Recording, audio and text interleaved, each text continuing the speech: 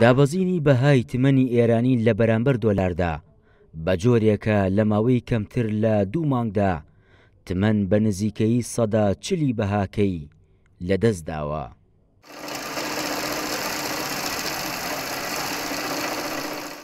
خاوەنی نووسینگەیەکی ئاڵوگۆڕی دراویش لە بازاڕی شەوکەتی مەلای سلێمانی ئاماژە بۆ دەکات دابەزینی بەهای تمەنی ئێرانی بەو ئاستا شڵەژانی لە نێو بازاڕەکە دروست کردووە.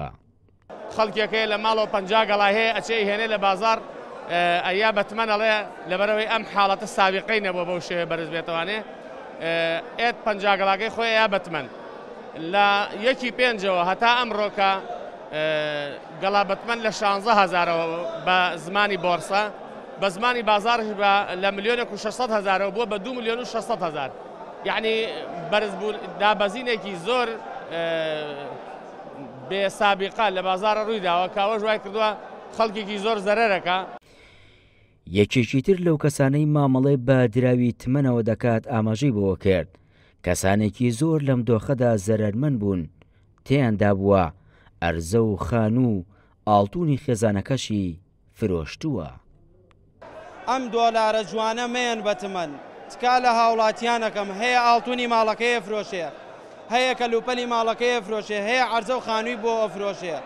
ئەمە گەورەترین کارەساتە، بچووکترین ڕەفزی بەسەرا بێ وەکو 25ەکەی سەدام 2 دەفتەر 12 وەرەقە ماوە بە 1,16 وەرەقەکە ئێستا.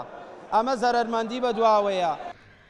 بازرگانان و خاوەنی کۆمپانیا و نووسینگەکانی دراو لە سلێمانی کڕینی تمەنی ئێرانی لەلایەن هاوڵاتیانەوە بە مەبەستی قازانجکردنیان لەم دۆخەدا بە قومارێکی دۆڕاو لە قەڵەم دەدەن چونکە پێیان وایە دراوەکە ناتوانێت چێبڕکێ لە گەڵ دراوە بیانیەکاندا بکاتەوە. دەریا کامەران، گەلی کوردستان، سلێمانی.